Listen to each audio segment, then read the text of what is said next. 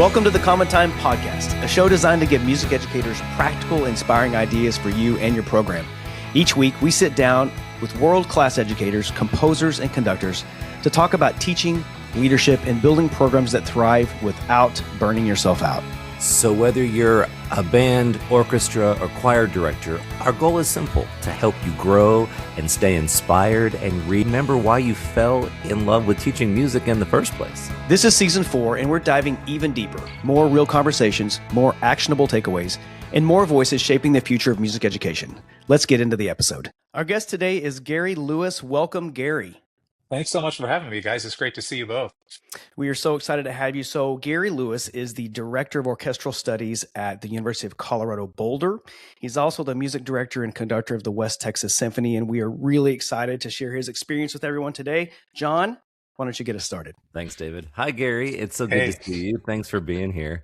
So I think that, when people know you and follow your career, you're kind of like a unicorn in that you've had success in all the genres. So for anybody listening, Professor Lewis has had success as a marching band director. He's actually my predecessor at Michigan a couple ago. He is also unbelievably successful on the orchestral side of things in higher education and in the professional world. So if we took the tape and rewound your journey, where did it all start for you as a teacher and as a musician? Well, it has been an interesting sort of circuitous journey. I think it probably started. I attended a church that allowed me to be involved with that. Somebody who had taught singing schools all over the southern part of the United States. So I was reading shape notes from the womb, solfeging from the womb, basically. My parents didn't know what to do with me.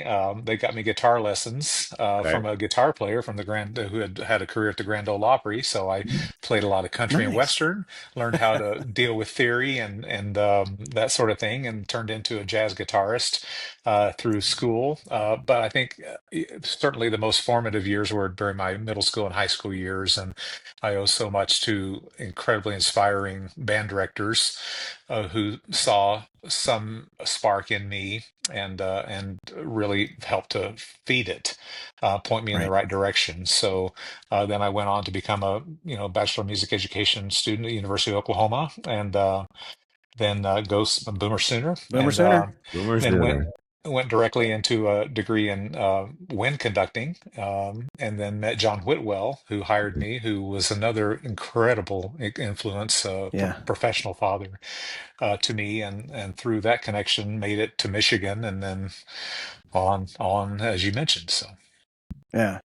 It really is an incredible path. I did not know that you were at OU grad. That's right. This is news to me. We both went to OU. So all three of us are OU All three grads. of us went to OU. How about that? Well, we've talked about it, but I don't think that our listeners probably knew that you were the director of the Michigan Marching Band at some point in your life, the position that John now holds, of course. I'm just curious if we kind of shift to that chapter. Did that experience shape your thoughts about teaching, leadership, managing people at scale, the things that we deal with that you're now dealing with, but many years removed in the orchestral world? Well, I think for me, my own personal growth was at its peak during those 5 years. I was at Michigan. I think I probably grew more during that time than at any other period of my life, primarily because of the challenge that was presented in a great way by the students in the marching band. John knows firsthand the passion and the expectation and the standard that they hold to their leaders and that was really inspiring to me, and I think helped me to grow immensely as a leader. Artistically, I think I grew more during that time probably than any other 5-year period, just because of being exposed to the giants in the field, the Bob Reynolds and the Gustav Meyers and the Don Centas and these people. I remember getting nauseous walking up on the loading dock as I walked into the School of Music every day, thinking if I'm not the very best I can be today, the comparison is going to really be awful. So it really challenged me in a lot of ways, specifically with the marching band. Man, the experiences were just so vivid and so amazing, both in good ways and in really challenging ways. The Michigan Daily, the student newspaper, called for my resignation at the end of the first year I was there. One of the former conductors of the band came into rehearsal during homecoming and questioned whether anybody who was not a Michigan man could ever uphold the traditions of that band, and was Oh, screaming at the wow. band, with me standing no further than 6 feet away from him. And so that the first year was really challenging, but 3, 4, or 5 years later, Right. it was really rewarding as well. So yeah, I wouldn't trade those years for anything. Yeah. You know, Uh, it's interesting on so many levels. I find it fascinating that you have been successful at the highest level of all of these things in pageantry arts, in wind ensemble, because I mean you were the director of bands at Ohio State, and then you mhm. transitioned to the orchestral side. So um also academic settings, professional settings. I am curious though, from a rehearsal perspective, across all the genres, are there any, or are there things that you carry across, even though Oh, they are different genres in a rehearsal setting? oh, absolutely. I think Gustav Meyer used to say 4/4 is 4/4, and I really Yeah. took that to heart, because at that time I was primarily a wind conductor, but was getting opportunities with the orchestra under his tutelage there at Michigan, even though he was a colleague.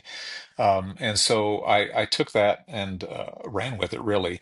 And so I think no matter what group you're standing in front of, whether it's a musical ensemble or just an audience that's listening to you speak, I think what they want to see from you is your passion, your what inspires you, why you do what you do, and why what you're about to explore with that audience or that ensemble is the most important thing at that moment in life. And so I try to bring that sort of passion to every rehearsal. It's as you both know, we can always get bogged down with the administrivia, the things that are the non-musical parts of our job. But I always found a real refuge in being able to walk in there, step on the podium, and share that time, share that mutual passion about music with the people in front of me. And I think that's the common thread that binds all of that. Yeah. It's so interesting that you say that, because no matter what's going wrong in my life, when I step on the podium, it ceases to matter. Mhm, And it's one of the coolest spaces for me, because it is a complete escape mhm, from all that stuff, because now I'm mhm. focused on sharing with the individuals in front of me and collaborating with them. So I'm right there with you on that. Now I have a question.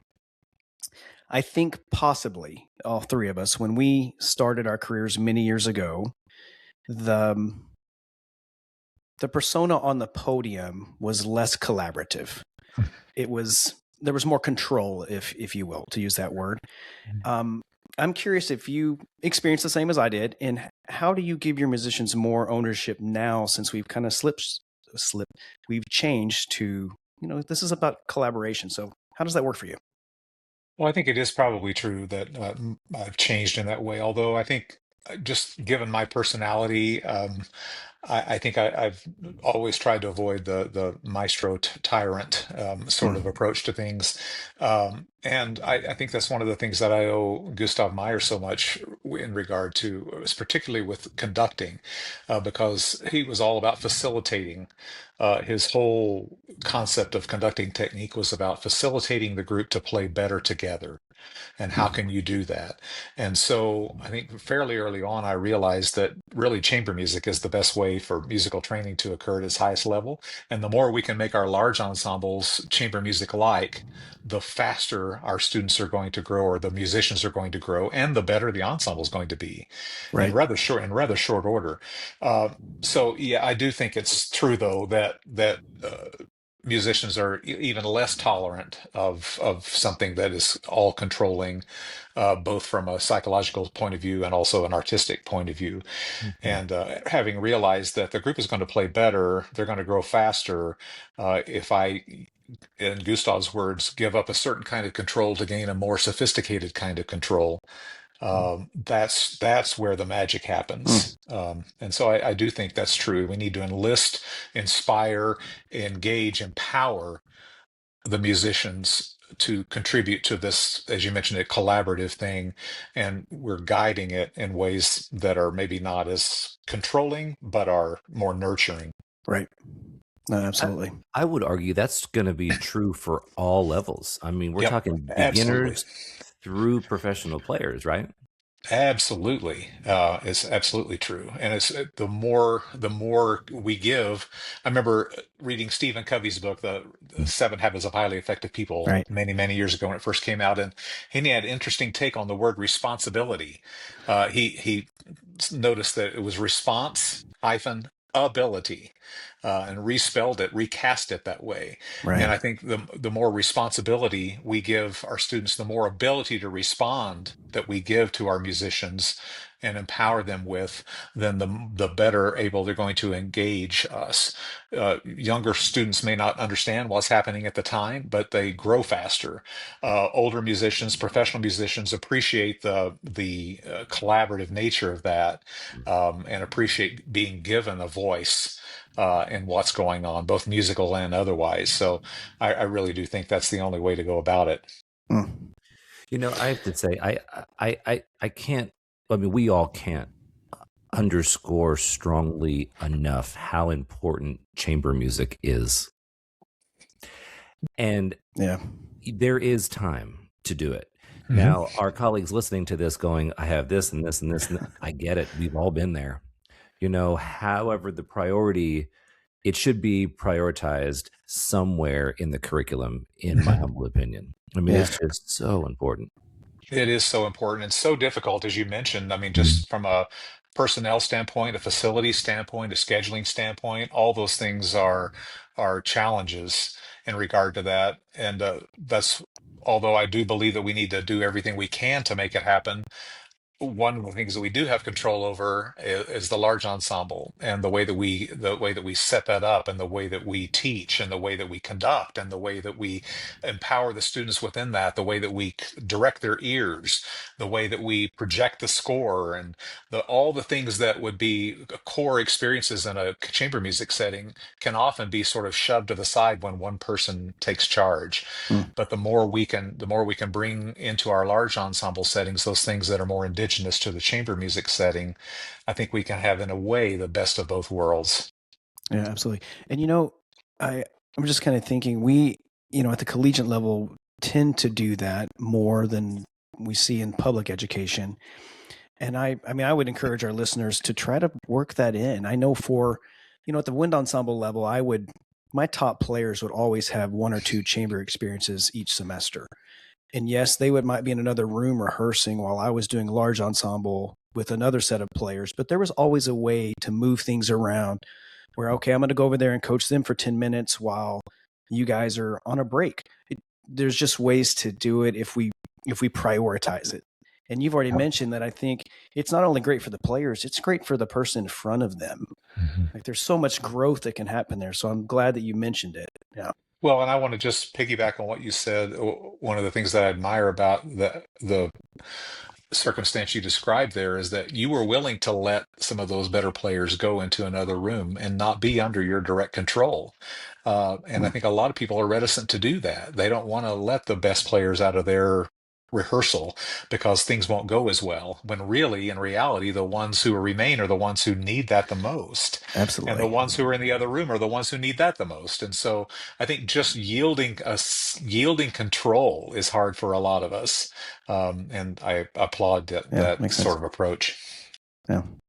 So, Gary, I'm going to change directions just a tad bit. The profession of music is challenging, right? It's and it's our job as college professors to prepare the upcoming population to be performers, but also to patron art. I teach the a majority of my students are non music majors, and I take it really, or I take the responsibility very seriously that it's my job to help them love art for the rest of their life, and they should patron the fantastic players in the School of Music or in the School of Theater, the School of Dance, whatever it is, right? However, those people that are gonna major in music, there's a lot that goes into that. So specifically, as you work with your students at Colorado, so what do you think that young musicians and teachers most often misunderstand about the profession and exactly what it really demands in actuality? Mm-hmm. Well, I think you're alluding to it. I mean, we have to be conversant with and not biased against or prejudiced against other musics, other than the ones that are maybe central to our study. We really have challenged ourselves here at CU Boulder in the College of Music to help train the 21st century musician, and we've had a lot of discussions about what that entails. I think you can tell from my rather varied background, being the master of none and the jack of all, trades, is that I got rid of a lot of those biases early on, and so I still, with my conducting post with the West Texas Symphony, almost half of our performances are non-classical, whatever that is. And we're trying to break those lines down even more. I mean, even calling one concert a masterworks concert and another pops. We're trying to get rid of those silos, if you will. So I think just demonstrating to the students my appreciation for other musics, and the sophistication that they can have. I mean, all of us might love to sit around and geek out about the craftsmanship of Brahms and the depth of Brahms, but we can also sit around and really dig Tower of Power, or whatever it is. And so just being able to talk to the students and share my own background, and what resonates with the people that are going to be the patrons of the arts, the people that are going to support our habit, Yeah. as it were. I think is really important. I think we need to be able to speak to audiences. And I think we need to be able to demonstrate our passion for what we do in the way that we play, in the way that we conduct, in the way that we speak to them. Rarely does somebody come up after a concert and say, "Hey, man, that German six chord at the end of the exposition was stunning tonight." Nobody's going to do that. But they often come up and say, "Gosh, I love the energy that you guys play with. Man, it looks like you're having a great time up there." And everybody can relate to that. Mm-hmm. And so just the energy with which we perform, the passion with which we perform, and the way that we embrace other musics, I think is the biggest key to success. And then when it comes to being a professional, I think being on time and being available. There's this saying in athletics that your greatest ability is your availability. I think that's true in really every profession, but certainly in music, because if that one person's not there, if that second kazoo player is not there, then the whole is not, it's not complete. Yeah. So just teaching them about responsibility and about commitment and about passion, I think, is the best way to go about that.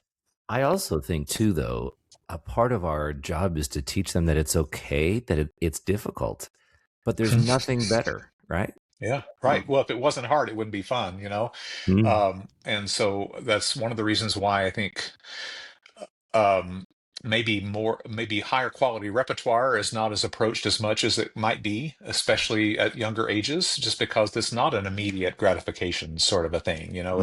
It does. The harder the music is, the longer it's going to take to, and generally sorry, I should restate that. The better quality the music is, generally the longer it's going to take for it to all come together. But as you mentioned, that journey makes it is worth it, the end result. So yeah, absolutely. Acknowledging that it's a very challenging thing that we do, but Yeah. we couldn't live without it, I am currently proving the fact that the better the repertoire, the worse it sounds at the beginning of the rehearsal cycle. And Yeah. I'm smashing my head against the podium going, Yeah. Well, It's good. sometimes I tell the group, I say, the better this gets, the worse it's going to sound, and Yeah. they can't really relate to that, but I think they finally get it. Yeah. There's so much great information in there. I love that we're prioritizing that there's other music forms out there that we should engage with as well. Because I remember having conversations with my doctorate with, questions like what are the other things you're listening to? What choral works have you been listening to? What piano sonatas have you been listening to? What external music that wouldn't be considered classical are you using? And I'm actually just connecting dots. I did a conducting symposium at Michigan State, and you were the guest artist, and I conducted Stravinsky Octet. And I remember you saying this bassoon player this is the rock and roll part in that second movement, and you use the term rock and roll, Right. and I'm connecting what you were. I didn't know you were a jazz guitarist, but the experience with jazz, and then I'm sure that lended itself also to rock and roll. You just mentioned Tower of Power. Like you're looking at how you're asking me to react to that classical piece in a way that's a genre that's separate. And you don't get that without listening. Right.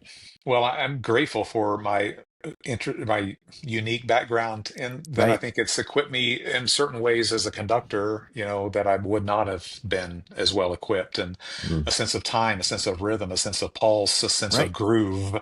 All those things are central to what we do as musicians. I've brought in drum set players to do the scherzo in Beethoven 5. Just to Nice. help the students. There's a groove there somewhere, and Yeah. Sure. so it's a matter of finding it, and I think it really helps to kind of tie everything together. Yeah. I just love those connections because it seems like, bringing a drum set player in to do that, like there is a groove. And if you've never been in an ensemble where you feel that click in, then it's Right. it's a kind of a foreign feeling, I guess. Yeah, absolutely. Also too, for people listening, we highly encourage, as the students come into the room every day, play something that isn't band music. I used to do this when I taught middle school. Every single day we would listen to something, and That's it was great. never band. Not that band's not great, but they hear band sounds all day, right? Yeah, So absolutely. we would listen Right. to all kinds of things, and Yeah. and actually that's really easy to do, right? Especially now, Absolutely. because it's all on Absolutely. Spotify or YouTube or pick your thing, right? So Yeah, there's so many ways to do that. Mm-hmm. I remember doing that with there's a recording of Chicago Symphony doing Track 4 with Barenboim conducting. And I just fell in love with this piece. I fell in love with the way Barenboim not only conducted it, but just his phrasing and the things that he was doing with that one piece. I probably played that thing for them 10 times. Yeah. I just wanted them to be like, I watch what I'm seeing. And I would get really lit up about it, but it would bring them into my space in a way that I could share something that I really loved. And I think it made a difference. In fact, I now tell, where we live, sometimes like entering the band room or rehearsal hall is supposed to be like silent. Everybody's entering this like rigid structure. And although I do think it's great to meet students at the door and tell them hello or welcome them into the class, I think having something playing with a prompt, on the board or on the whites, whatever you have, is a great way to start every single rehearsal to get them focus. We have something that's going on the board, but you have this musical like catalyst for expression, for conversation, for reflection. So I'm with you, John. I'm with all you guys. I think it's just fantastic that we should be doing more of the outside. What are we able to share with our students other than the music we're preparing right now? Right. And they can share with us too. I mean, Absolutely. what are they Indeed. listening to? Yeah. So they can be part of that mix. That's fantastic. I do want to shift a little bit to the professional world. I know as the conductor of the West Texas Symphony, that symphony is deeply connected to the community. And I watch and I follow. Eric Baker is a former student of mine. I taught him during middle school and high school, and I follow him. So I see a lot of things that are happening with the symphony just through Eric.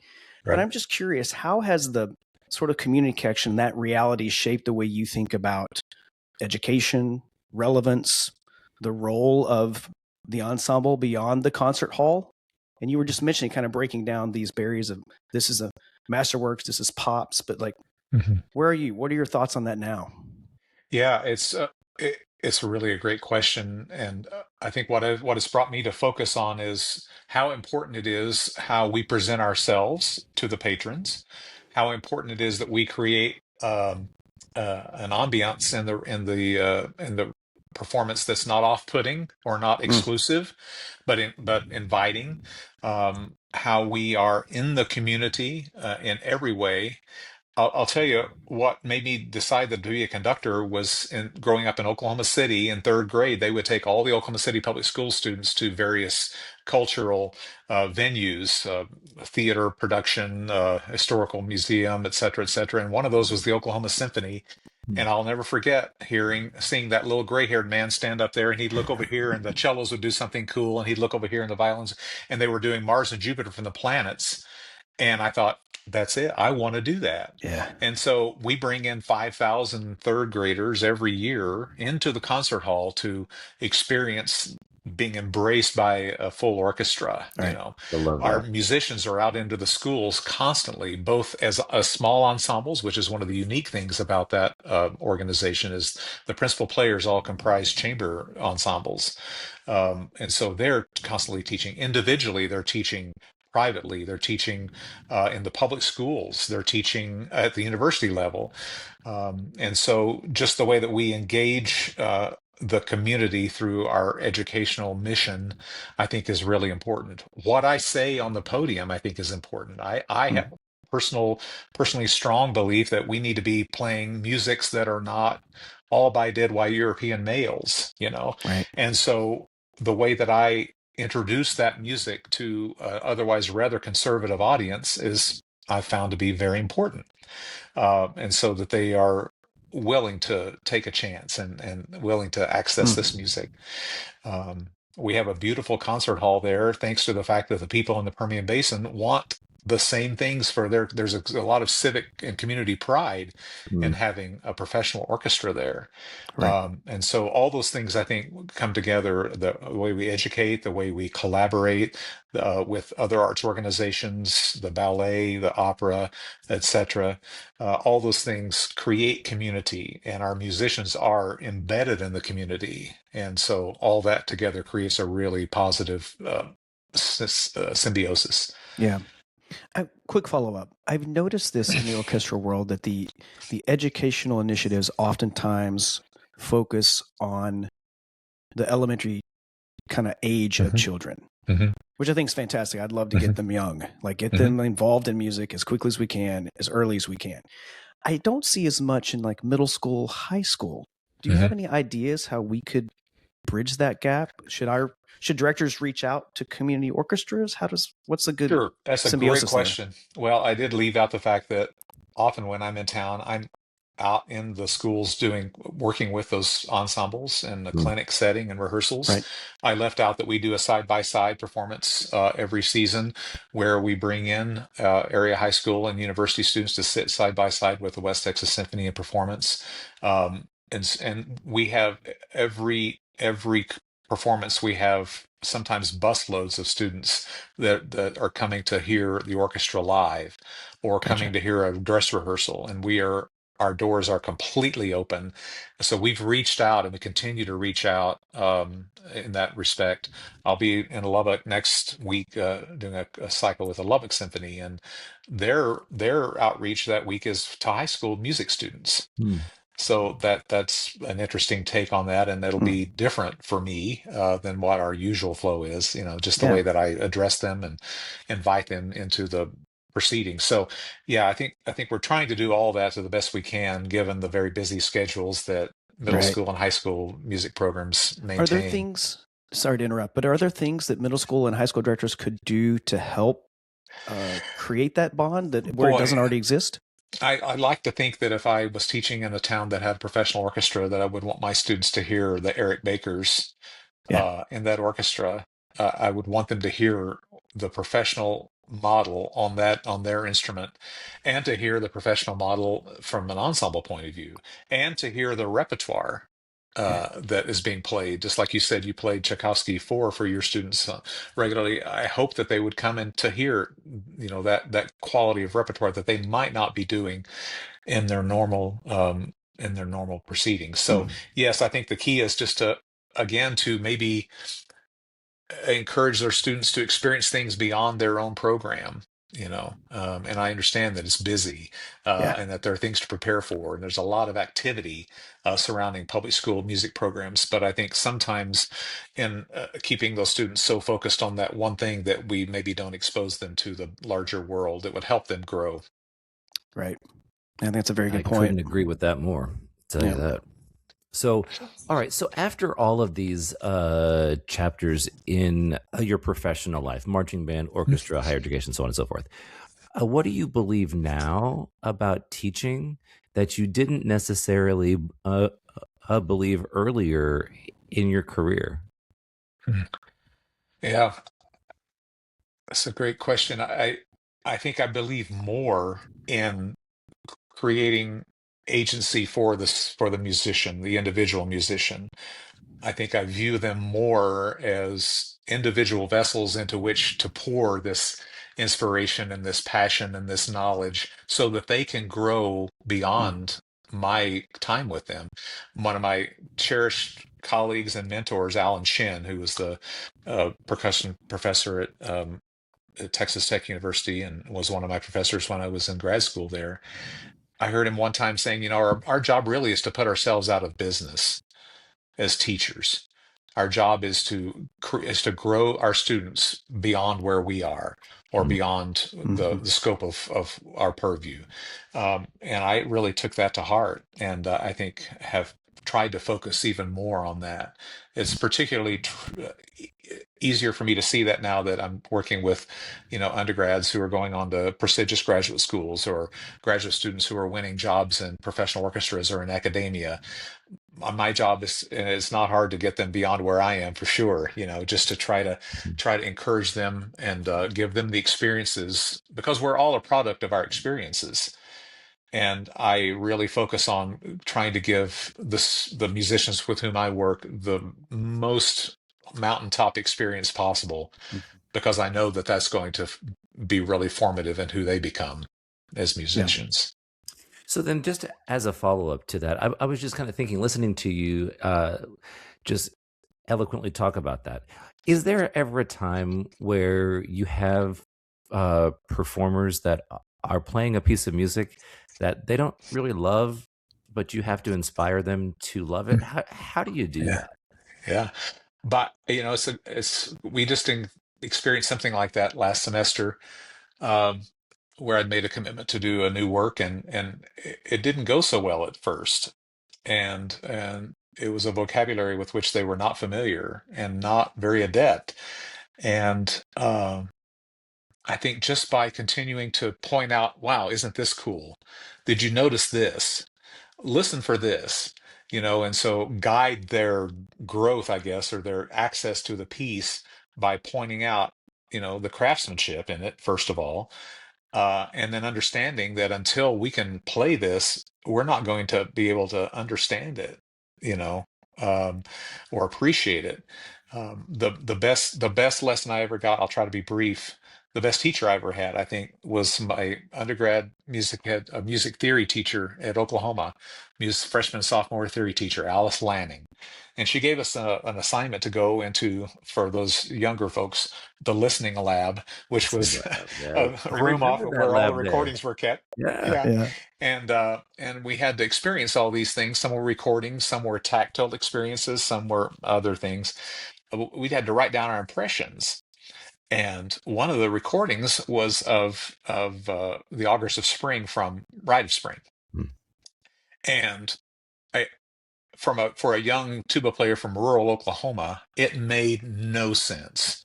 And I wrote very determinedly, I said, this is not music. I mean, it's rhythm, and it's all great, but it's certainly not music. I mean, it sounds like a herd of wild buffalo running through the room. And we turned those papers in, never got them back, forgot about it completely until the senior convocation at commencement, when she went around the table and handed those back to us. Wow. And it was the most amazing lesson that I've tried to carry with me and share with my students in the years since. That, I try not to say that you don't like something until you know enough about it to appreciate it. Yeah. And so just, I think, coming to a work like that, uh, understanding it, having studied it, being passionate about it myself enough to be able to instill that passion in the others. That's the best way, I think. Yeah. That's a fantastic story. That's a great idea, by the way. I love Yeah, it's a that. great idea just Yeah. to show the difference in the growth that Mhm. we all go through. But that's Absolutely. I'm sure that moment was like, oh, Yeah, these were my words just a Yeah. few years earlier. that's right. Yeah, it's interesting. I think in the wind band world, which I've spent most of my career in, we do so much new music. And my doctorate was at UMKC, and we were constantly playing doctoral composition students' work. So it was, I was hearing stuff that crazy sounds with electronics and who knows what it is. But I guess I would imagine that vocabulary in the orchestral world would be quite foreign. Like to, It can be. You certainly, there's a real sophisticated group, and the new music scene here at CU is, fabulous with the right. Yeah. composers that we have here, and so they are being exposed to that sort of thing. But sometimes they don't equate orchestra, especially the string players, to Right. this stuff. And so, since I'm trying to provide the most varied and balanced diet possible, that's going to be part of what we do. And so, yeah, it is probably more of a stretch for orchestras than certainly the typical wind Yeah. band. I do love think it. there's. I have one. Oh, sorry. Sorry. Go, John. No, I was just going to say. Sorry to interrupt. I was just going to say, anybody listening, I think there's a message here for all of us. Find something that you don't necessarily quote like, and figure out and learn everything you can about it. Right? Because there's so much good out there, right? Mm-hmm. And so, Yeah. anyway, sorry, David, go ahead, please. Well, I'm just like you. There were pieces of music that when I first heard them, I didn't positively respond to them at all. Mhm. Like, I don't need to hear that ever again. And then a few years later, hear it again and go like, man, I love this piece of music. How did I miss this? Yeah. And your experiences, I just think it's fantastic that you're offering that experience to your students. And I think all of us should, in the back of our minds, be asking, what new experiences are we providing musically for our students? What new repertoire? And especially now that we have so many great composers that we can get on the phone, we can get on a YouTube behind us, we can really bring a new perspective into our room. And this can happen at middle school level. Oh yeah. I did an honor band just not a couple of weeks ago. I played a piece and the composer drove down for it. Shout out to David Campo. Like, it was, fantastic to have him in the room, and the students responded so much differently than had it just been me trying to help them through this piece. And there was challenges that we had to overcome, and he really made a huge difference. And if we can all do that, I feel like it's a win-win for us, for our students, for the composers. So I do have one final question before we kind of shift into another section. And that is there one thing that you would hope today's educators hear and actually carry into rehearsals tomorrow? What would that be for you?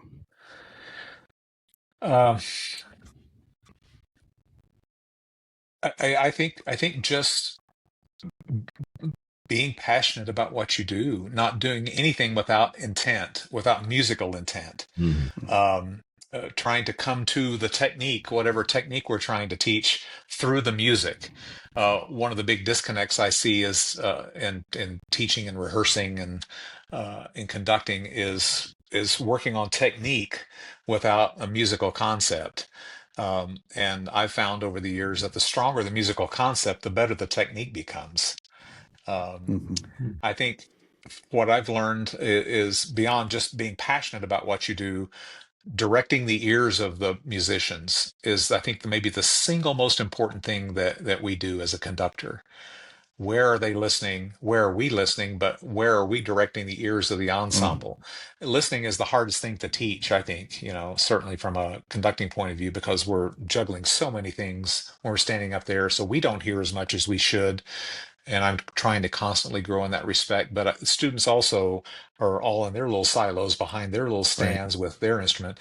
And so just opening everyone's ears, knowing where to listen at what time to what, I think is the key to the fastest key to success. Yeah. Well, So, yeah, go ahead. no, those are just a couple of things that Yeah. could come to Well, mind. I don't think John will disagree because John and I have a book. We published a book entitled The Directed Listening Model. And it is just that. It is a way for directors, like you said, there's a ton of stuff going on. How do we prioritize and get our students involved in the conversation about what I'm hearing, And what they're conceptualize hearing? what you're hearing, right? Because How do we conceptualize that and Yeah. share that with a vocabulary that makes sense? So we are absolutely on board with you there. Well, I heard David do a terrific presentation at the Colorado MEA a few years back and a lot of it had to do with continual pulse and our sense of subdivision of the pulse. One of my big evangelistic points these days is about the ends of notes. It's the ends of notes where music happens, where the magic happens. That's what determines the style and the power and the precision and the elegance. All those things have to do with the end of the note, yet we tend to focus so much on where the note starts that we lose track of what the most important thing is. I think now and I've thought this for a long time, but the latter half of every note is where our focus must be. Yeah. If we're talking about time, it's the latter half that gets shortened and then we compress time. It's the latter half that doesn't have the right shape. So moving to the next note isn't correct. Like the latter half changes so much about how whether it's together or not, whether it's the right style, whether it's in the latter half, probably for 95% of what we deal with. John, what do you think? I love it. And just to clarify, after the articulation, we're talking about style, right? Yeah. Yeah, and John. and the ends of phrases too. I mean, we are so vertically oriented often as conductors and as musicians that we don't really help that much. John was baiting you in a conversation that he and I have fought over for many years. For 20 years, probably. For 20 years, is that articulation is the full shape of a note. Articulation is like a marcato is a articulation marking. And that's not just the front, it's the full shape. It's how we determine that. I've fought this for a long time. And I'm on the other side of that. And in the Texas world, where we both come from, articulation is the front, styles everything that happens after articulation. For me. And I looked up articulation in every music dictionary I've found. And then I went to speech therapists, and they're like, articulation is how we shape the sound. So we fought about it. And in the book, we had to change articulation to just tonguing. just to get away from we can't agree.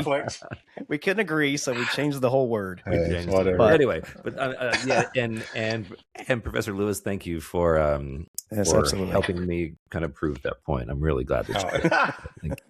So okay, so Gary, now's the time where we have a couple questions that we ask all of our guests, and I'll take the first one. So do you have a soapbox topic?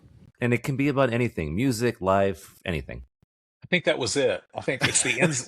I want to do a presentation that's called it's the ends of notes, stupid, because so much of what we do that makes it sound not musical, that makes it not together, that makes it sound harsh, that with a bad sound, all those things have to do with the end of the note. And as conductors, we're all taught about here's where the note starts, and we spend most of our energy with this ictus, which is a word I don't like, and in reinforcing that. It's not the fence, it's not the fence posts that make the fence effective. It's the stuff that's strung between them. That's what keeps the cows in the barn, so in the pasture, so to speak. Right. And music is the same way. We spend so much time on these vertical snapshots, moments in time, that there's very little of this, very little that transcends that. Maybe the other one is this listening thing. Gunther, I'm sure you're familiar with the portion in Gunther Schuler's book, The Complete Conductor, where he talks about listening, and the 7 different kinds of hearing, as he calls them, and listening not only for what we've studied derived from the score and this aural model that we've created for ourselves, but also this third ear, he says, which sits well outside the body, which determines how our conducting is affecting the sound of the orchestra, or the ensemble. So there's this loop that's constantly going on. And I think for so many of us, so much of the energy is just output, output, output, Mm. instead of, are we really hearing what's going on in the group? And the group is never going to rise above our expectation for them. And we're never going to ask them for something that we don't hear, That's or true. don't determine needs to happen. So those are a couple of things that I'm Well, so particularly zealous about. So I'm going to be doing a couple clinics at Colorado Music Educators in next January. So Oh, good. This month or next year? Next year, this month. Oh, okay. And so maybe if that you're there, we could share one about the backside of notes. I love it. That'd be great. That'd be great. I'd love that. Excellent. Our next question is there a book or particular books that have just inspired your journey? Doesn't have to be music again, just inspiration. I think probably the one that I maybe quote the most often may be Ben Sanders' The Art of Possibility. I love that Just book. because I just think there's so many great analogies in there, from the string quartet whose violist forgot to play a note, but yet the note was played by the second violinist because he saw that his finger wasn't over the right string. Right. That level of awareness is something that I'm trying to build into our group, or forgive the term, the two buttock player, who sits rigidly and can play all the notes with great virtuosity, but has nothing to say because he doesn't move. And so just there are so many good analogies, I think, in that book. It's a great one. Yeah, go ahead. Yeah. No, I was going to say I come back to that book over and over again because there was things that I could apply every day in my rehearsals. Mm-hmm. That's right. Just every day there was something that I could address. And every single time it was a positive reaction. Yep. And Bruce Adolph's What to Listen For in the World, Yep. I think, is just an incredible collection of prose. It's almost impossible to capture the essence of music in words, but boy, he comes as close as anyone, I think, ever to that. And I share a lot of those and with groups in rehearsal as well. Yeah, those are great. Thank you for sharing. Really appreciate it. All right, Gary. So it's time for the final question, and arguably the most important of the day, and that is, what's your favorite time signature?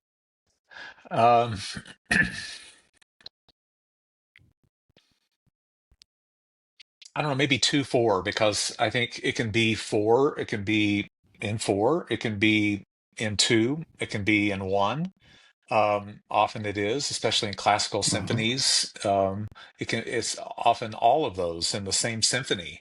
So a la breve or 2/4. I've never had that question asked, so congratulations. But that off the top of my head, I would go with 2/4 just because of its sheer versatility. Okay. Yeah, I think, Gary, the right answer was common time. But right. I do think there's a connection there that maybe we can give it to you. Well, see, 2/4 can be common time. Right, it can is. be. And if you're thinking But common hypermeter, time can't be, so yeah. well, that's true. So maybe we should think. I don't think it would sound weird if we changed it to. By the way, not many people get it, but it's because he was a marching band director, a wind ensemble conductor, an orchestral conductor, an academic. See, he's just. Yeah. I will say that this is our 4th season of doing the podcast. You were the first person to say 2/4. I'm the first 2/4. Okay, First good. 2/4. I'll wear that as a badge of honor. I think you should. We've got a lot of people. There's an 8 in the bottom, whether it's 5/8 or 7/8 or. Oh, they're just being pretentious. I think so too. Yeah, take that, Jerry. Yeah, that's right, Professor. You have to think too much. Yeah. That's one of the things I love about 2/4 or 4/4 is I don't have to think. Yeah, I just can let it make music. Yeah, I can just move my arms. It's beautiful. But Gary, thanks so much for being with us today. It's been just a pleasure to get to speak with you, and all the little insights you've shared.